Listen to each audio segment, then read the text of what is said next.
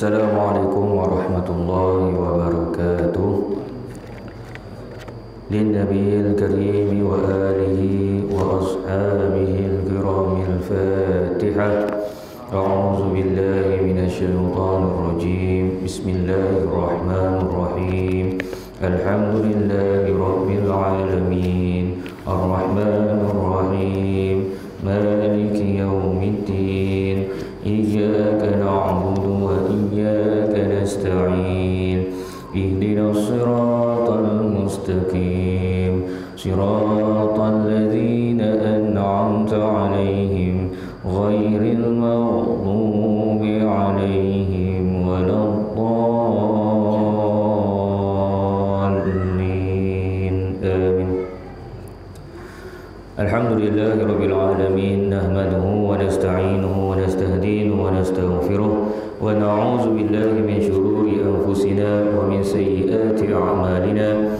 Man yahdihillahu fala mudilla lahu wa man yudlilhu fala hadiya lahu.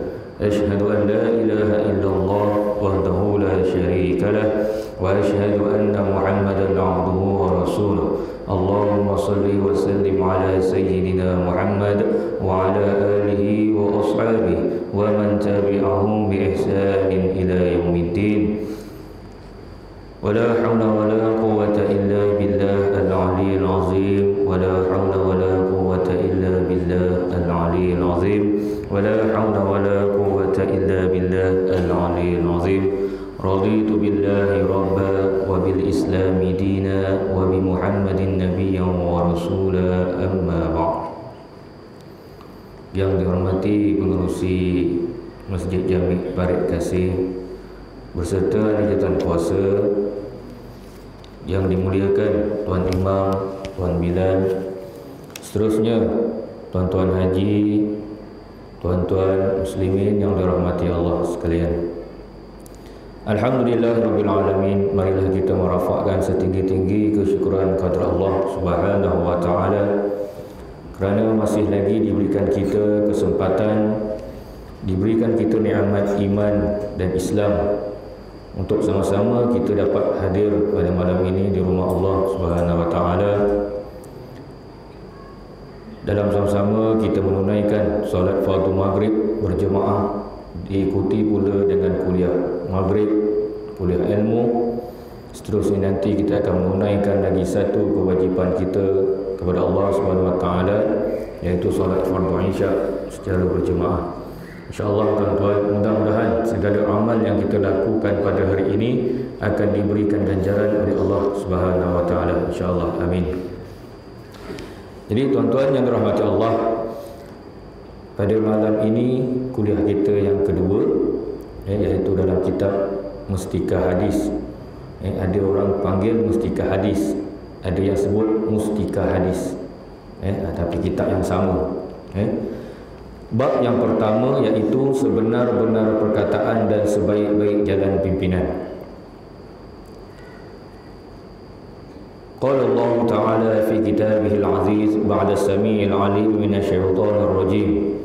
Allah nazzala ahsanal hadithi kitaban mutasyabihan mathaniya taqsha'iru minhu juludul ladzina yakhshawna rabbahum thumma talinu juluduhum wa qulubuhum ila dzikrillah. Dzalika hudallahi yahdi bihi man yasha' wa man yudlilillahu fama lahu min hada. Sadaqallahul azim. Suka saya membawakan ayat Quran ini sebagai pembuka kepada kuliah kita, iaitu ayat yang ke-23 daripada surah Az-Zumar. Ayat yang ke-23 daripada surah Az-Zumar. Allah Subhanahu wa taala berfirman, Allahu nazzala. Allah Subhanahu wa taala nazzala, telah menurunkan, ahsanal hadisi. Ahsana diambil daripada bahasa Arab hasana, iaitu baik. Ahsana sebaik-baik. Al-hadisi perkataan.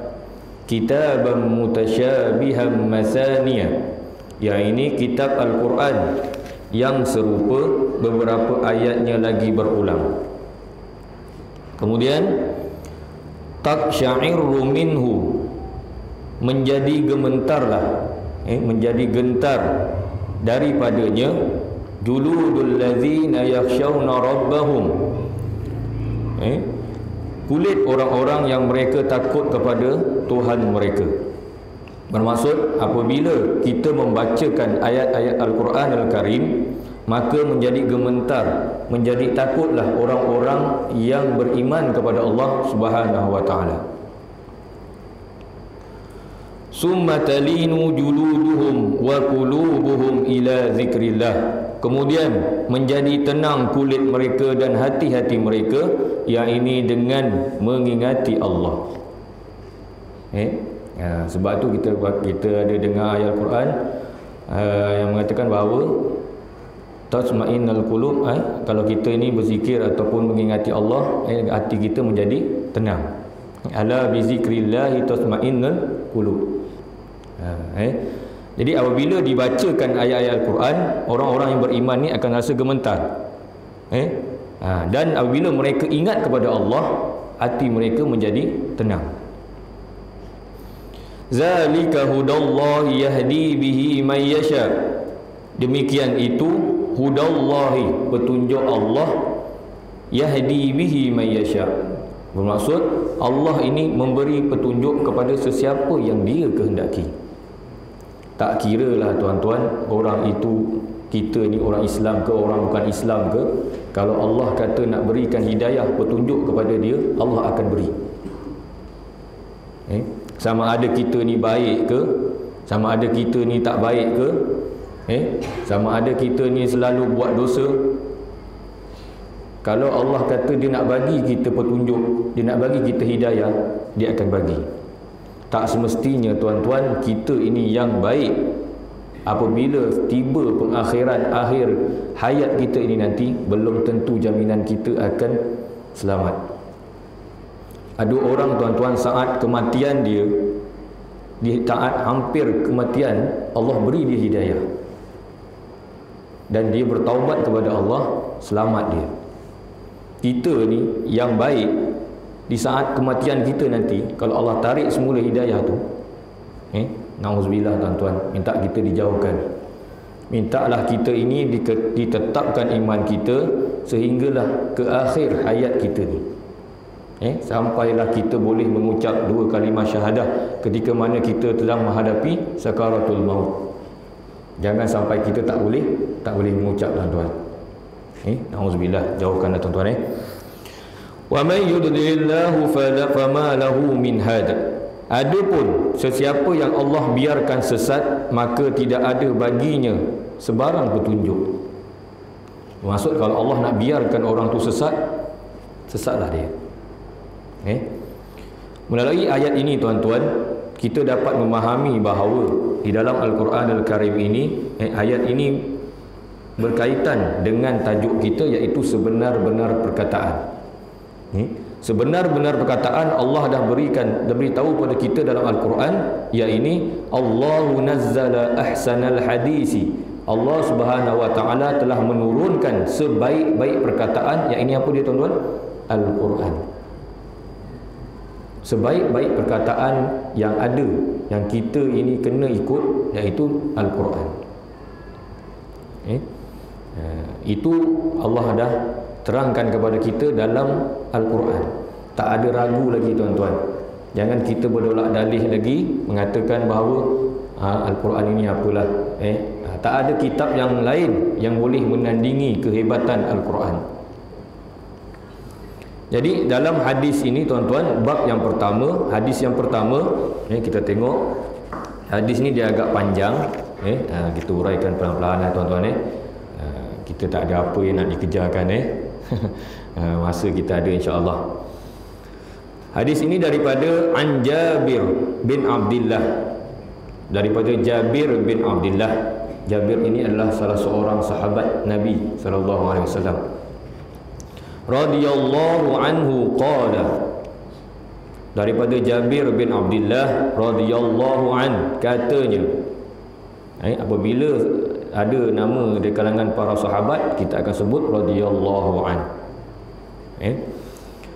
Qala, katanya, kana Rasulullah sallallahu alaihi wasallam, pernah Rasulullah sallallahu alaihi wasallam, iza khataba ihtamarat ainahu, apabila Nabi SAW berpidato. Nabi ini tuan-tuan, dia akan baginda akan sampaikan sesuatu ataupun menyampaikan tazkirah ataupun menyampaikan peringatan, nasihat kepada para sahabat. Nabi ini dia suka berpidato. Itu cara Nabi. Apabila Nabi berpidato ni, ihtamarat ainahu, matanya menjadi merah.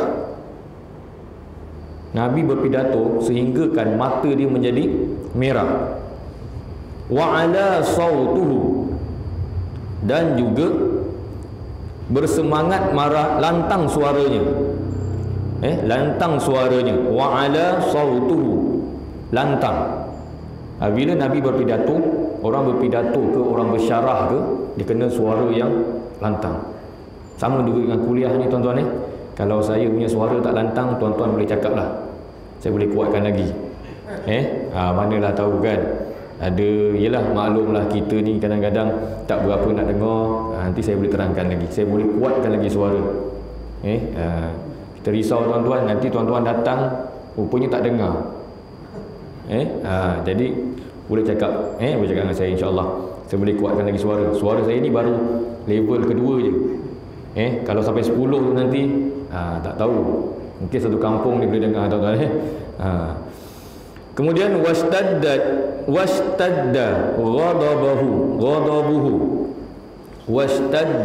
ghadabuhu, bersemangat marahnya. Nabi ni berpidato ke marah? Dalam hadis ni tuan-tuan, wastadda ghadabuhu, bersemangat marahnya. Hatta ka'annahu munziru jaishin, seolah-olah baginda ni seorang pemberi amaran yang menyatakan kepada angkatan tentera. Bermaksud kalau tuan-tuan ni tentera, bekas tentera, ada bekas tentera ni kan? Ada. Pesara tentera ke ada? Ataupun polis ke kan? Dia kalau dia punya koman dia tu, yang memberi arahan tu, suara dia kuat kan? Macam itulah Nabi. Apabila Nabi berpidato ni, Nabi punya suara tu seakan-akan macam marah. Seolah-olah macam musuh tu nak datang menyerang. Kan? Kalau kita musuh nak datang serang ni, kita koman ketua kita tu, suara dia kuat lah. Weh, cepat, tentera nak datang ni, nak serang apa, musuh nak datang. Kan? Takkanlah ketua kita suara cepat, musuh nak datang. Bila kita nak siap, kita dah kena serang dulu. Kan? Jadi ketua kita ni suaranya lantang, kuat, seolah-olah macam menggesa kita, mendesak kita supaya cepat, musuh nak datang. Itulah Nabi bila berpidato. Kemudian yaqulu sabbahakum wa massakum, sama ada musuh ini akan datang menyerang kamu pada pagi hari dan mungkin pada waktu petang. Nabi memberikan pidato itu seolah-olah tentera ni musuh akan datang menyerang, tak kira lah waktu pagi atau petang. Wa yaqulu, serta baginda bersabda, bu'istu ana was-sa'atu kahataini, serta baginda bersabda, masa aku diutuskan dan masa berlakunya kiamat seperti dua jari ini. Tuan-tuan, dalam hadis ini ada beberapa isi penting nanti yang kita akan huraikan. Jadi tuan-tuan kena dengar betul-betul. Kalau tuan-tuan dengar, insya-Allah tuan-tuan dapat tahu apa dia isi-isi penting yang dalam hadis tersebut. Apabila Rasulullah kata, Rasulullah bersabda, masa aku diutuskan dan masa berlakunya kiamat seperti dua jari ini. Jari mana tuan-tuan? Jari mana? Belum habis lagi, ada lagi. Nabi kata macam seolah-olah dua jari. Maka baginda pun menunjukkan jarinya. Jari mana tuan-tuan? Wa yaqrinu baina isbi'aihi sababati wal wusta. Nabi mengeluarkan jari telunjuk dan jari tengah. Dua jari. Jari telunjuk Nabi keluarkan dan jari tengah. Inilah dua jari yang Nabi katakan bahawa apabila Nabi diutuskan menjadi Nabi dan Rasul, kiamat ini seakan-akan macam dua jari. Ini ialah jari Nabi diutuskan. Ini saat berlakunya kiamat. Rapat tak tuan-tuan? Rapat. Sangat rapat. Sebelah aja. Nabi tak kata jari yang menunjuk jauh. Nabi kata jari dua ni, tengah ni. Tengah telunjuk dan jari tengah. Iaitu namanya sababah wal wusta. Jari telunjuk dan juga jari tengah. Saat Nabi diutuskan menjadi Nabi dan Rasul, kiamat ini dah macam ni, dua jari ni rapatnya. Dan ada juga orang kita mengatakan bahawa Ustaz, dah 1400 tahun Ustaz Nabi diutuskan, mana kiamat tak berlaku pun. Dua jari ini tuan-tuan menunjukkan waktunya rapat. 1400 tahun tuan-tuan, bukan waktu yang lama. Boleh jadi kiamat akan berlaku bila-bila masa. Sama ada tahun ni, tahun depan, 10 tahun lagi, 20 tahun lagi dan sebagainya. Jadi sebab itu Nabi katakan bahawa masa berlakunya kiamat ini sangat hampir dengan kita. Kalau Nabi kata, masa Nabi kata ni, masa Nabi bersabda ni, Nabi tunjukkan dua jari ni, 1400 tahun Nabi dah tinggalkan kita. Dah berapa lama masa ni? Bermakna masa kiamat ni akan hampir. Semakin lama semakin hampir. Nanti kita tengok tuan-tuan, ada huraian dia. Wa yaqulu, kemudian Nabi bersabda lagi, amma ba'du fa inna asdaqal hadisi kitabullah. Dalam hadis ini juga Nabi menerangkan lagi kepada kita tuan-tuan, tak cukup dalam Al-Quran Allah menerangkan kepada kita tentang sebaik-baik perkataan, dalam hadis ini juga Nabi menerangkan lagi tentang sebaik-baik perkataan. Iaitu baginda bersabda, ketahuilah selain dari itu maka sebenar-benar perkataan ialah kitabullah. Allah dah cakap lagi dalam Al-Quran. Allah dah berfirman dalam Al-Quran, sebaik-baik perkataan adalah kitabullah, Al-Quran. Dalam hadis Nabi menguatkan lagi bahawa sebenar-benar perkataan adalah Al-Quran. Apa lagi kita nak ragukan tuan-tuan? Kemudian wa khairal hadi Muhammadin sallallahu alaihi wasallam, dan sebaik-baik jalan pimpinan ialah jalan pimpinan Muhammad sallallahu alaihi wasallam. Jalan pimpinan yang telah ditunjukkan oleh Nabi ini adalah sebaik-baik ikutan kita. Tak kira lah tuan-tuan, kita ni bukan, jangan cakap kita ni bukan pemimpin. Tu pemimpin tu Ustaz, yang YB tu pemimpin. Itu pemimpin masyarakat. Kita ini juga pemimpin tuan-tuan. Pemimpin kepada siapa? Kepada diri kita sendiri, kepada ahli keluarga kita, kepada saudara mara kita.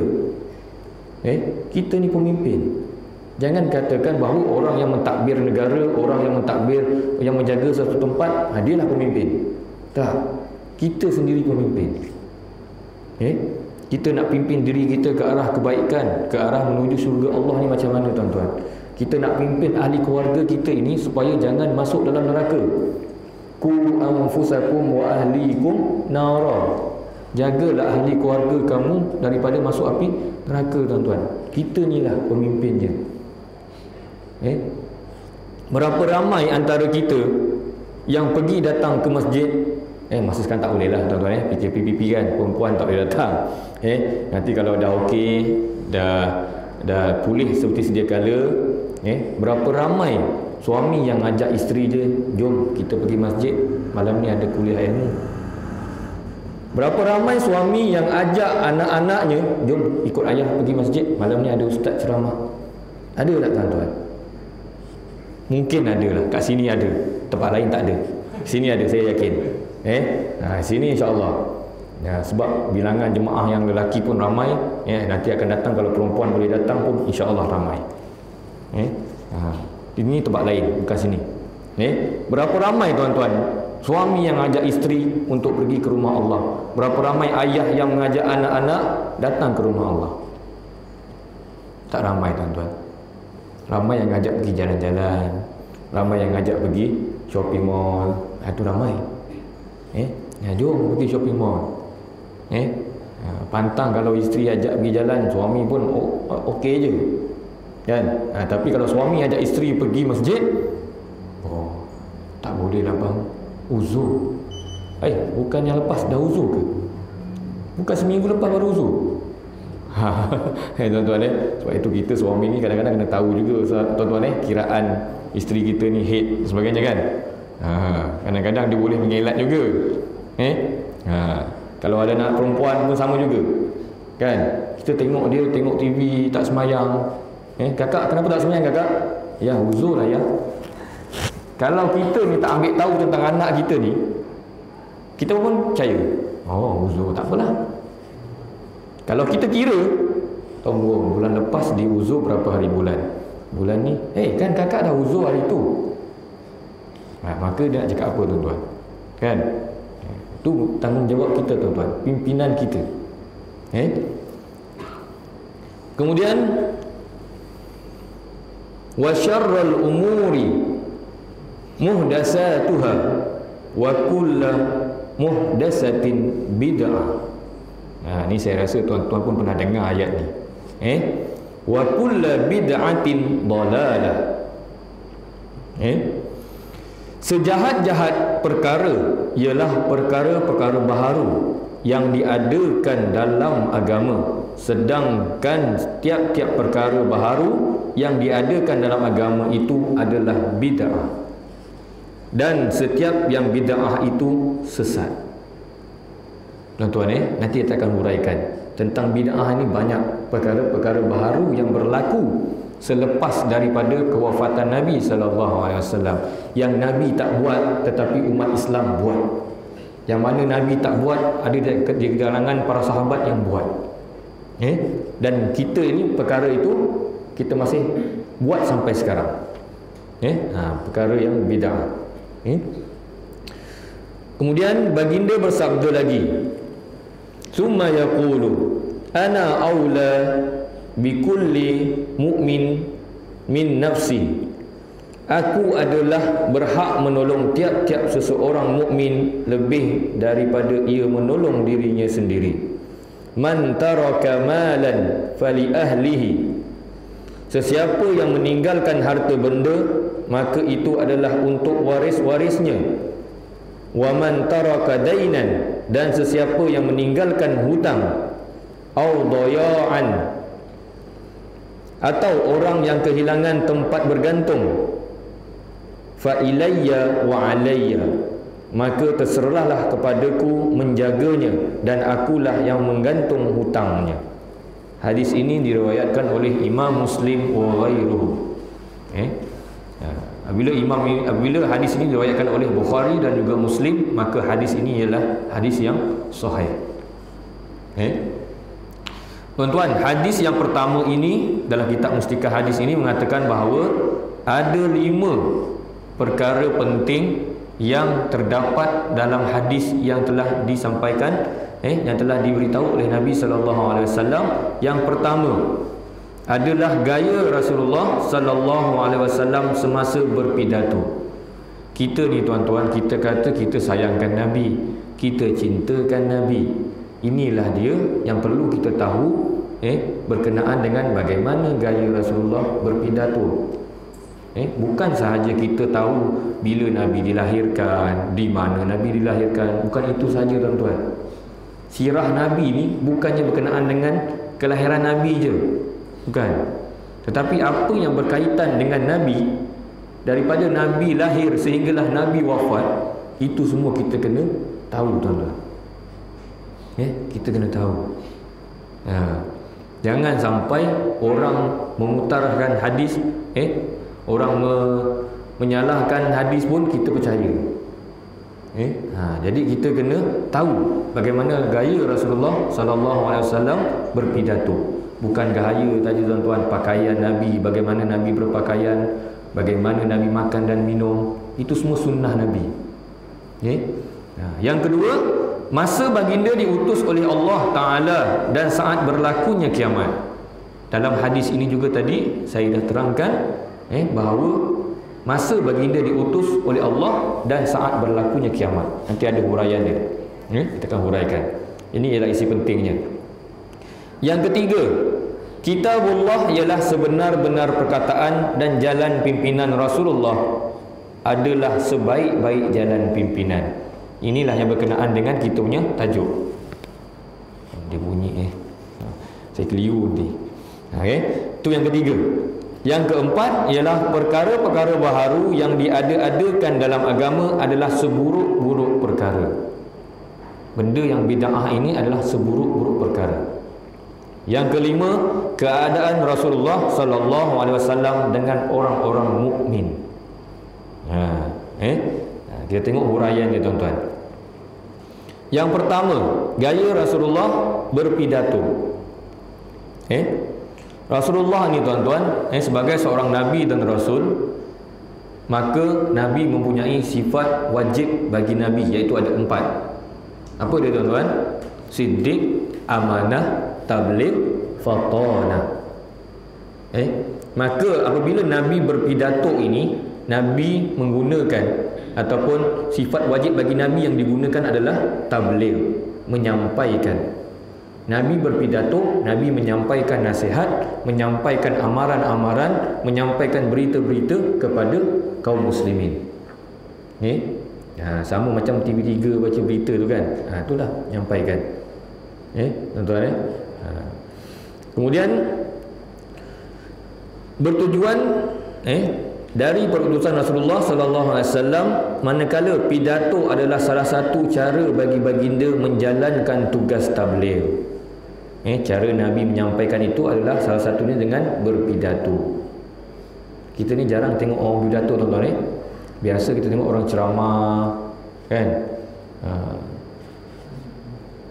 Kemudian dengan jalan pidato, Rasulullah sallallahu alaihi wasallam menyampaikan perkara-perkara yang mesti disampaikan, dari perkara-perkara yang kecil hinggalah kepada perkara yang besar apabila keadaan menghendakinya.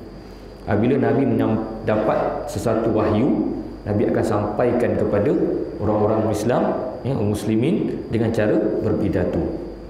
Daripada sekecil-kecil perkara sehinggalah sebesar-besarnya. Semasa berpidato, tergambar pada anggota-anggota lahir baginda kesungguhan hatinya mengenai apa yang hendak disampaikan melalui pidatonya itu. Kalau saya ceramah pada tuan-tuan, saya ceramah bismillahirrahmanirrahim, alhamdulillah, agak-agak tuan-tuan suka ke? Ustaz ni ceramah suara macam tu je, macam suara aku tidur. Tuan-tuan kan, ada orang kita ni dia suka berceramah yang suaranya kuat. Contoh macam Ustaz Abdullah Khairi kan, kalau dia ceramah macam mana tuan-tuan? Suara dia memang lantang kan. Ada orang yang suka kepada ustaz, kepada penceramah yang buat kelakar supaya dia boleh ketawa. Ustaz baguslah ustaz, saya sukalah ustaz ceramah. Ketawa je ustaz. Ketawa baguslah ketawa, tapi dapat tak ilmunya? Kita ketawa juga tuan-tuan tapi ilmu tu dapatlah sikit-sikit pun jadilah tuan-tuan tak dapat semua tak apa, dapat ketawanya je. Kan? Ada orang macam tu tuan-tuan, dia terpulang kepada masing-masing punya selera masing-masing. Tapi apa yang penting, kita dapat sedikit ilmu daripada apa yang disampaikan. Itu dia tuan-tuan. Jangan pilihlah tuan-tuan. Siapa berceramah yang datang terima je lah kan, dengar je lah, buat tak tahu je kan. Kemudian tuan-tuan,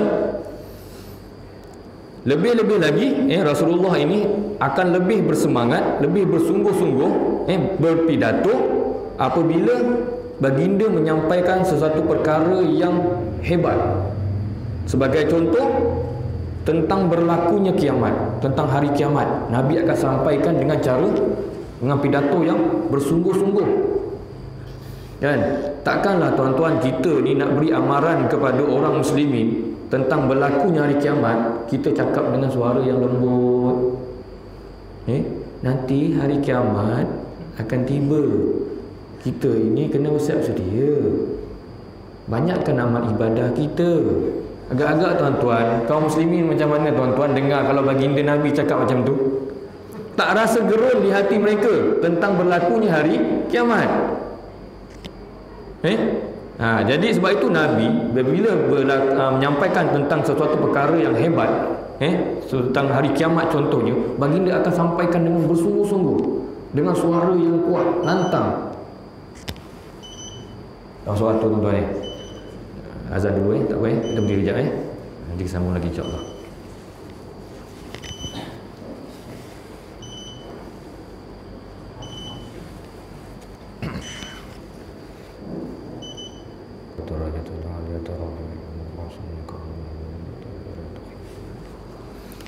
Tuan-tuan kita sambung sikit lagi tuan-tuan tak boleh panjang-panjang tuan-tuan, nanti langgar SOP. Tak boleh ni, kena rekod ni, nanti masuk YouTube nanti kan, tuan-tuan Jadi jatuh dengan gaya yang sedemikian, seperti yang saya kata tadi, supaya untuk menarik minat para sahabat untuk mendengar apa yang Nabi nak sampaikan. Tuan-tuan kalaulah saya ceramah dengan suara yang perlahan, dengan kata orang tu terus tegak je, tak adalah kata orang tu kona-konanya kan. Tuan-tuan kata nanti minggu bulan depan ustaz siapa ceramah malam ni? Ustaz Saleh. Tak datanglah. Sebab apa tuan-tuan? Sebab saya tak berjaya menarik minat tuan-tuan untuk datang. Tapi kalau kita santai macam ni, tuan-tuan kata ustaz datanglah. Tuan-tuan jadi soalan bukan kat sini, kat tempat lain. Tuan-tuan kerana segala gerak-geri dan keadaan air muka pemberi pidato itu besar kesannya kepada mereka. Tuan-tuan kadang-kadang tajuk kuliah ataupun apa yang nak disampaikan tu kadang-kadang pun main peranan juga tuan-tuan. Tuan-tuan bacalah surat khabar, tengok tajuk dia. Kadang-kadang tajuk dia tu membuatkan kita nak baca apa dia isi yang nak disampaikan dalam surat khabar tu kan. Kadang-kadang kita baca ini aja, tapi tajuknya macam menarik kita nak baca. Macam tu juga dengan kita berceramah dengan Rasulullah berpidato. Inilah cara Rasulullah berpidato supaya para sahabat dan orang-orang lain yang untuk datang mendengar pidato Rasulullah itu rasa tertarik, seronok, dan seterusnya menerima apa yang Nabi sampaikan. Itu yang penting tuan-tuan. Bukan sahaja kita datang dengar kuliah, tapi kita nak dapat sedikit ilmu tuan-tuan. Bila dah dapat ilmu ni, tugas kita apa tuan-tuan? Bukan sahaja kita ni datang kuliah dapat ilmu, balik dah dapat ilmu, balik rumah, kemudian kita amalkan ilmu yang kita ada ini tuan-tuan. Lebih bermakna jika kita mengamalkannya. Jangan kita dah ada ilmu tapi kita simpan seorang tuan-tuan. Kalau tuan-tuan balik rumah nanti nak ceramah, nak sampaikan apa yang saya sampaikan pada ahli keluarga, silakan. Itu lebih bagus kan. Nanti ahli keluarga kita pun amal sama-sama, besar ganjarannya tuan-tuan. Itu inilah benda, ilmu inilah yang kita akan bawa apabila kita mati nanti kan. Ada 3 perkara kan yang takkan terputus amalannya, iaitu sedekah jariah, doa anak yang soleh, dan juga ilmu yang memberi manfaat. Saya sampaikan kepada tuan-tuan ilmu, tuan-tuan kita sama-sama amalkan, insya-Allah pahalanya akan berterusan, insya-Allah tuan-tuan. Jadi saya rasakan itu saja untuk kuliah malam ini. InsyaAllah kita akan jumpa lagi pada bulan hadapan. Kita akan huraikan lagi tentang isi yang kedua, iaitu masa baginda Nabi SAW diutus dan saat berlakunya kiamat. Ni tajuk ni ataupun poin ni seronok tuan-tuan. Kita nak tahu tentang gambaran hari kiamat. Dalam Al-Quran ada Allah beri gambaran, Nabi pun juga dah beri gambaran, dan saya nanti akan sampaikan kepada tuan-tuan sebagai peringatan untuk kita bersedia menghadapi hari kiamat. Tuan-tuan, jadi segala salah dan silap saya mohon ampun dan maaf. Mudah-mudahan dipanjangkan usia kita akan berjumpa lagi pada bulan hadapan insya-Allah. Jadi marilah kita tutup majlis kita ini dengan membaca tasbih kafarah dan suratul Asr. Subhanakallahumma wa bihamdika asyhadu an la ilaha illa anta astaghfiruka wa atubu ilaik. Bismillahirrahmanirrahim. Wal 'asr innal insana lafi khusr illa alladhina amanu wa 'amilus shalihat wa tawassaw bil haqq wa tawassaw bis sabr. Wassalamu alaikum warahmatullahi wabarakatuh.